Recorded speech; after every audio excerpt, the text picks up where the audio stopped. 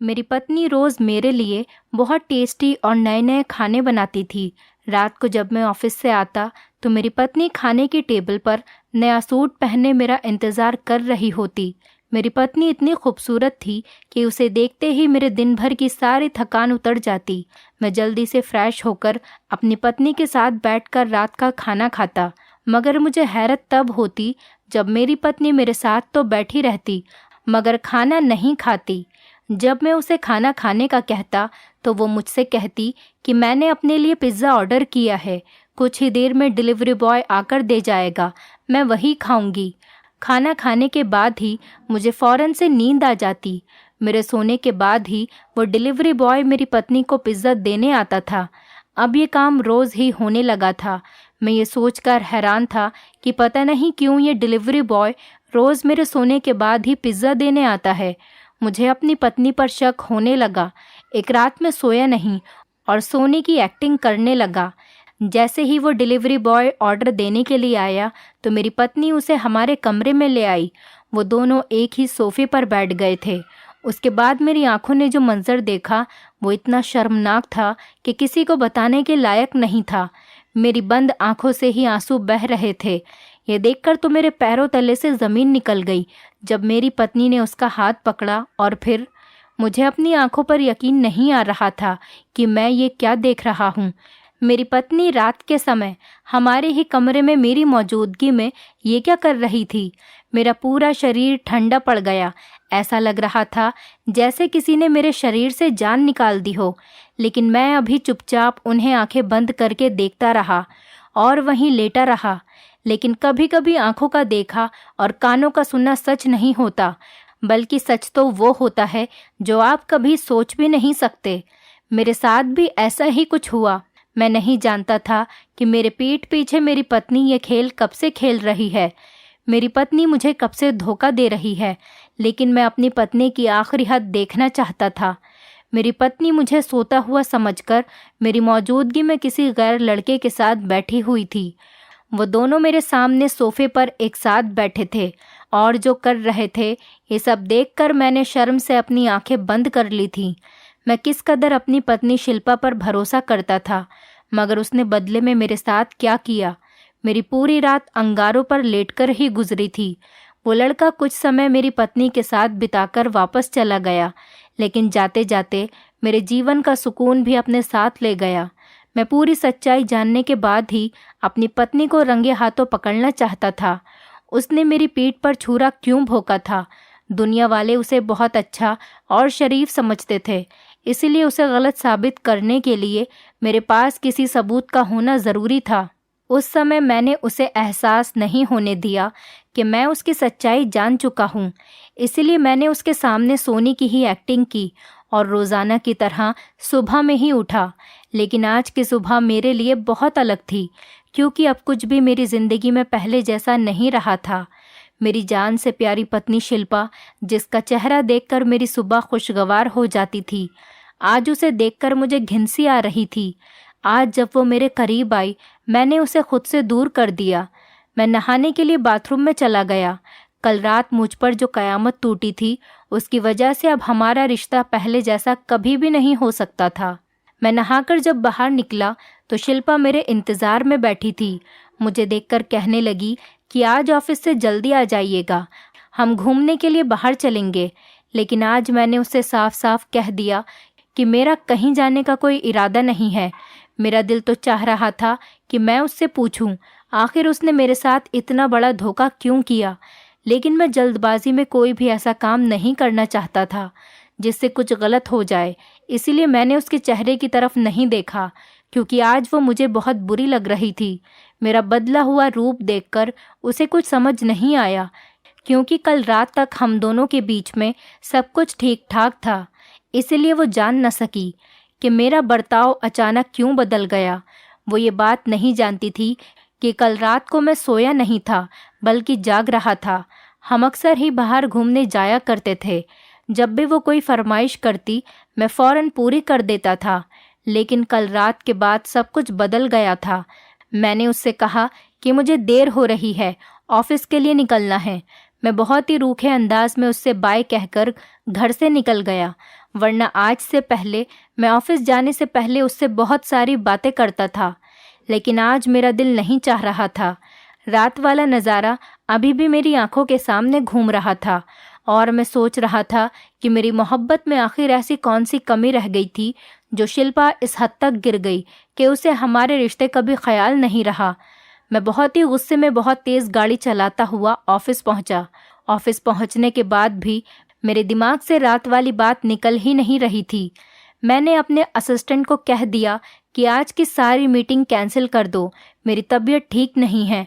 अब मैं यही सोच रहा था कि मुझे आगे क्या करना है, किस तरीके से सबके सामने सच लाना है, क्योंकि मेरी माँ मेरी पत्नी से बहुत मोहब्बत करती थी, इसलिए वो मेरी इस बात पर कभी भी भरोसा नहीं करती। मैं अजीब उलझन में फंस गया था। मुझे किसी भी तरीके से अपनी माँ के सामने अपनी पत्नी के मुंह से सारा सच उगलवाना था। मेरी पत्नी शिल्पा मेरी माँ की पसंद से ही मेरे जीवन में आई थी। वो उनकी किसी दोस्त की बेटी थी और उन्हें जान से भी ज़्यादा प्यारी थी। शादी के बाद तो मैं भी शिल्पा से मोहब्बत करने लगा था, लेकिन अब मुझे ये पता चला था कि मोहब्बत सिर्फ एक तरफा है।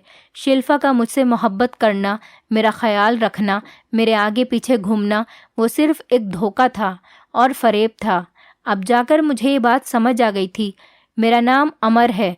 जब मैं 25 साल का नौजवान था, तब एक दिन अचानक ही मेरी माँ मेरे कमरे में आई और कहने लगी, बेटा, अगर तुम मुझसे मोहब्बत करते हो तो बिना कोई सवाल किए मेरे एक फ़ैसले पर अपना सर झुका देना। मैं अपनी माँ से बहुत ज़्यादा मोहब्बत करता था, क्योंकि मेरे पिता के देहांत के बाद मेरी माँ ने बहुत मेहनत से मुझे पाल पोस कर बड़ा किया था। मेरे लिए वो मेरे पिता भी थीं और मेरी माँ भी। मैं अपनी माँ के किसी भी फैसले के खिलाफ जाने का सोच भी नहीं सकता था। इसलिए मैंने अपनी माँ से कहा कि मुझे आपका हर फैसला मंजूर है। माँ कहने लगी कि उन्होंने मेरा रिश्ता तय कर दिया है और 1 हफ्ते बाद ही मेरी शादी है। माँ की बात सुनकर मुझे धक्का लगा। मैं कुछ देर खामोश खड़ा रहा और सोचने लगा कि इतनी जल्दी माँ को लड़की कहाँ से मिल गई और उन्होंने मुझे बिना बताए ही मेरा रिश्ता तय कर दिया। मेरी और मेरी माँ की ज़िंदगी में एक दूसरे के अलावा और कोई नहीं था। लेकिन फिर माँ ने मुझे खुद ही बताया कि उनकी दोस्त की बेटी है, बहुत ही अच्छी लड़की है। आज तक मैंने अपनी माँ की किसी भी दोस्त के बारे में नहीं सुना था। आज अचानक ही माँ मुझे अपने बचपन की दोस्त की बातें बताने लगी। मेरे लिए ये सब कुछ बहुत अजीब था। माँ की ये दोस्त उनके पुराने समय की साथी थी। आज बहुत ज़माने के बाद माँ की उससे मुलाकात हुई थी। मुझे एक बात समझ में नहीं आ रही थी कि इतने ज़माने के बाद माँ को उनके दोस्त मिली और माँ ने उनकी बेटी से मेरा रिश्ता तय कर दिया। मैंने अपनी माँ से कहा कि शादी के लिए कुछ समय ले लेते हैं, लेकिन माँ ने मेरी बात नहीं सुनी। मुझ पर शादी के लिए इतना जोर दिया कि मैंने शिल्पा को बिना देखे ही शादी के लिए हाँ कर दी और फिर हमारी शादी हो गई। वो मेरी दुल्हन बनकर मेरे घर पर आ गई। शादी की रात जब मैंने उसे पहली बार देखा तो वो बहुत ज़्यादा खूबसूरत भी नहीं थी। मुझे उसमें कोई भी ऐसी ख़ास बात नहीं दिखाई दी कि माँ ने उसे इतनी जल्दी मेरे जीवन में शामिल कर दिया। माँ की दोस्त बहुत ज़्यादा बीमार थी, इसीलिए वो चाहती थी कि उसकी ज़िंदगी में ही उसकी बेटी की शादी हो जाए। माँ ने अपनी दोस्त की आखिरी ख्वाहिश पूरी करने के लिए मेरी और शिल्पा की शादी करवा दी, लेकिन शायद उनकी जल्दी की असल वजह कुछ और ही थी, जिस वजह से ही 1 हफ्ते के अंदर अंदर ही उसकी माँ ने उसकी शादी मेरे साथ करवा तो दी थी। वो वजह मुझे अब समझ आ रही थी। मेरी पत्नी अगर मेरे घर में इतना कुछ कर सकती है तो अपनी माँ के घर में क्या कुछ नहीं करती होगी। वहाँ तो वैसे भी वो अकेली थी। शिल्पा के घर में सिर्फ उसकी बीमार माँ ही थी, वो भी मेरी तरह इकलौती थी। शिल्पा की माँ ने बताया कि उसके पिता का देहांत उस समय हुआ था जब वो 5 साल की थी। मैंने शिल्पा के साथ बहुत मोहब्बत और ईमानदारी से अपने रिश्ते की शुरुआत की थी। वो हमेशा मेरी माँ का बहुत ख्याल रखती थी। उसने हमारे घर आते ही हमारे पूरे घर की जिम्मेदारी संभाली थी। उसने आने के बाद मेरी माँ को जो बेटी की कमी महसूस होती थी वो पूरी हो गई थी। शिल्पा ने मेरी माँ का दिल ऐसे जीत लिया था कि वो दिन रात सिर्फ उसी की तारीफ़ों के गुण गाती रहती। मुझे भी ये देखकर बहुत खुशी होती कि मेरी पत्नी ने बहुत अच्छे तरीके से हमारी ज़िंदगी में अपनी जगह बना ली है। लेकिन अब यही बात मुझे परेशान कर रही थी, क्योंकि मैं चाहकर भी अपनी माँ के सामने उसकी बुराई नहीं कर सकता था, जबकि वो मेरे साथ गलत कर रही थी। अगर मैं अपनी माँ से कहता कि मैंने उनकी बहू को आधी रात को किस हालत में देखा है, तो शायद वो मेरे मुंह पर ही एक थप्पड़ मार देती। मेरा दिल बहुत जल रहा था। वो समय मुझे अभी भी याद था जब वो मेरे सामने किसी गैर मर्द के साथ सोफे पर बैठी थी। अब मुझे समझ में आ रहा था कि वो अपने मायके क्यों नहीं जाना चाहती थी। शादी के बाद से ही शिल्पा बहुत कम और बहुत मुश्किल से ही अपने घर जाती थी। उसकी माँ बार बार फ़ोन करके मुझसे कहती कि उन्हें अपनी बेटी की याद आ रही है, उसे मुझसे मिलाने के लिए ले आओ। लेकिन मैं जब भी शिल्पा से कहता कि अपनी माँ से मिलने चलो, तो वो हमेशा मना कर देती। उसके पास कोई ना कोई बहाना होता। कभी कभी मैं सोचता कि कोई बेटी अपनी माँ से मिलने के लिए कैसे मना कर सकती है। बेटियां तो शादी के बाद अपने माँ बाप से मिलने के बहाने ढूंढती हैं, लेकिन शिल्पा हमेशा किसी न किसी बात का बहाना बनाकर कह देती कि मैं बाद में चली जाऊंगी, और इस बात को ऐसे ही हफ्ता गुजर जाता।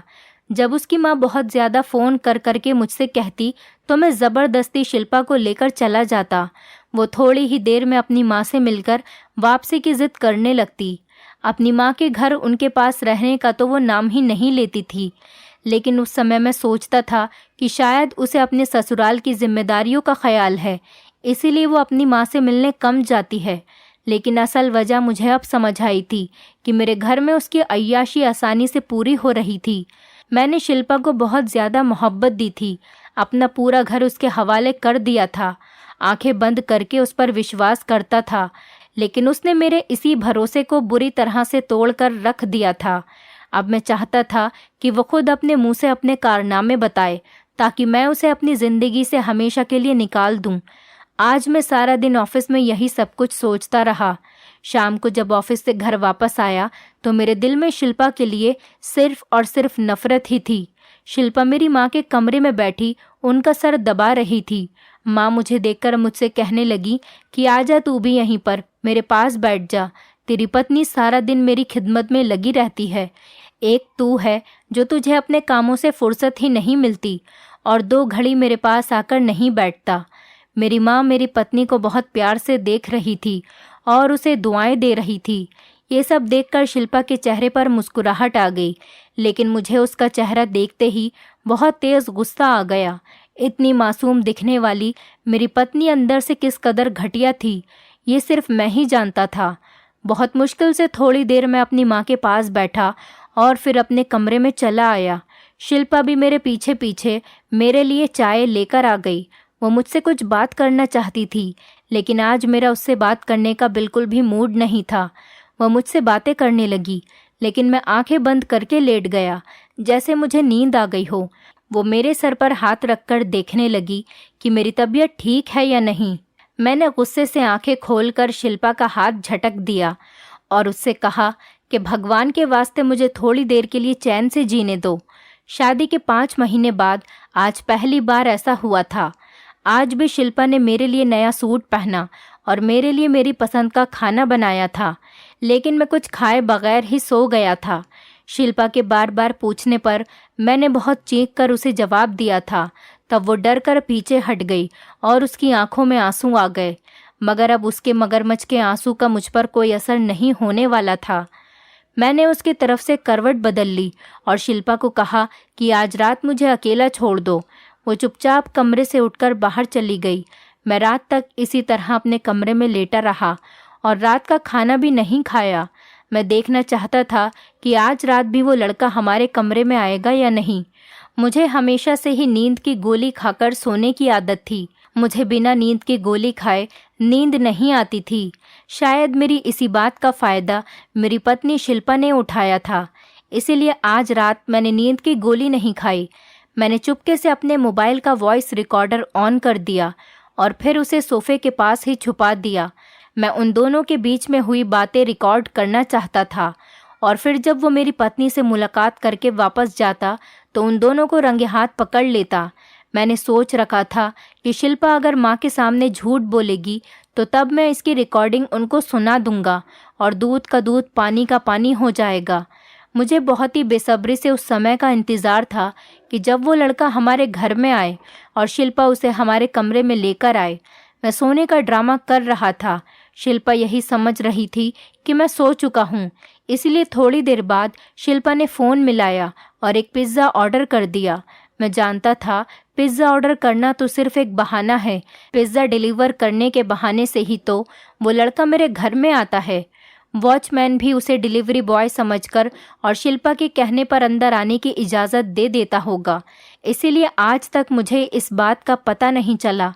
रात के तकरीबन 12 बजे शिल्पा ने हमारे कमरे का दरवाज़ा खोला और उस लड़के का हाथ पकड़कर उसे कमरे के अंदर ले आई।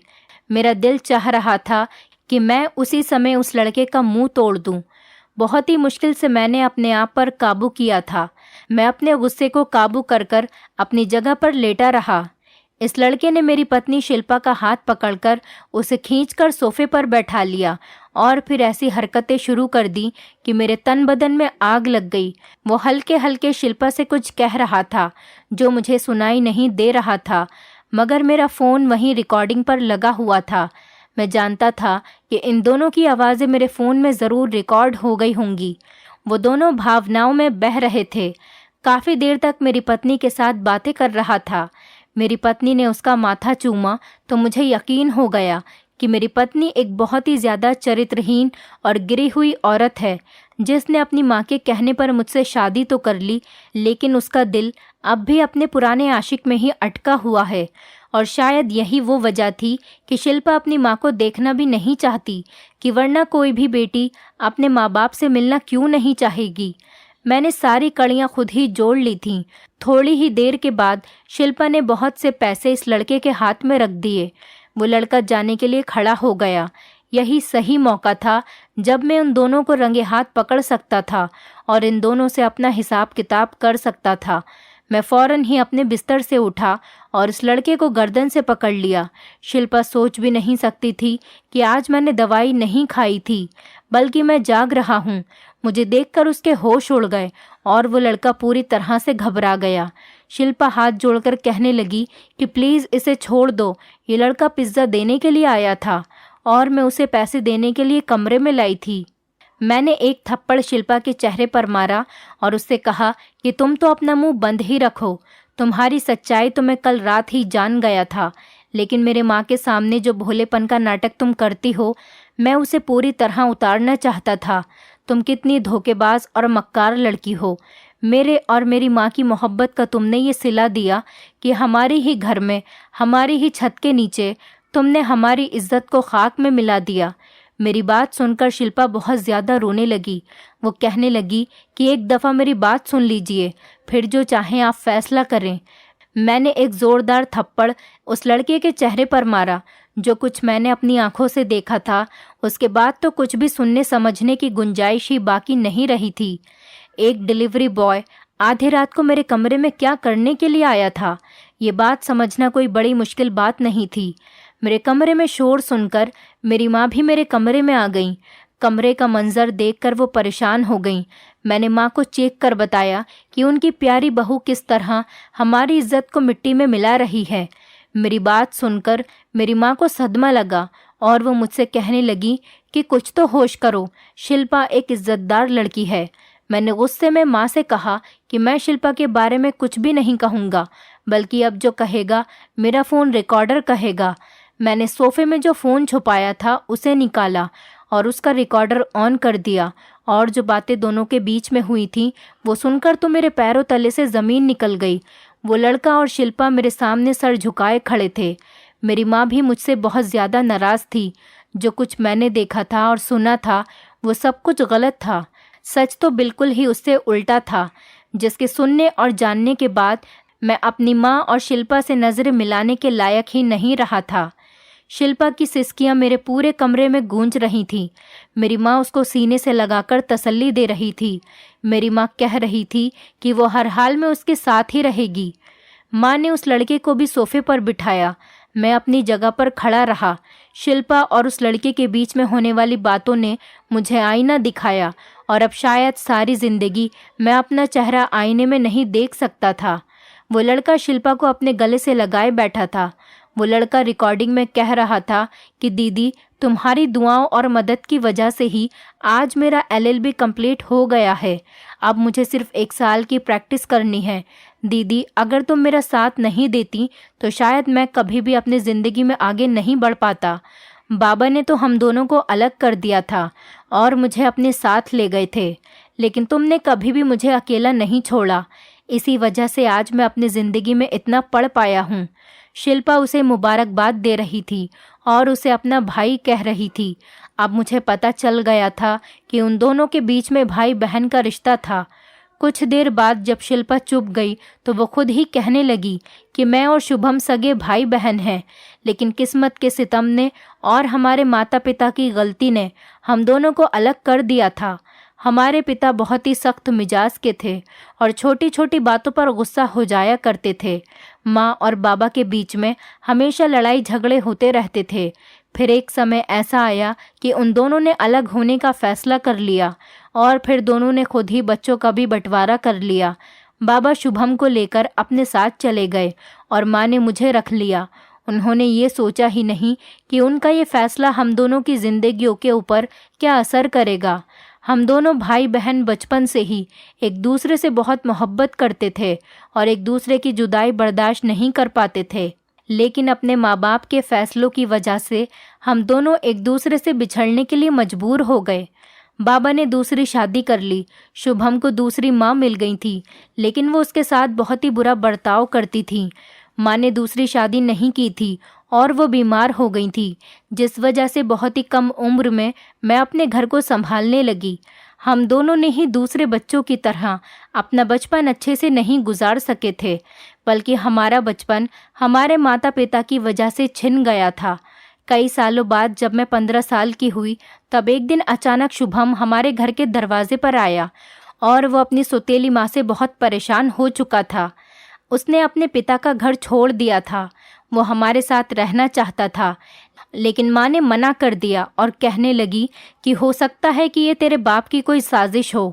उसने ही इसे कुछ समझाकर यहाँ भेजा होगा। लेकिन मैंने शुभम का नंबर ले लिया था। शुभम को मजबूरन हॉस्टल में रहना पड़ा। जब भी मुझे मौका मिलता तो मैं शुभम से मिलने चली जाती और समय समय पर उसकी मदद करती रहती।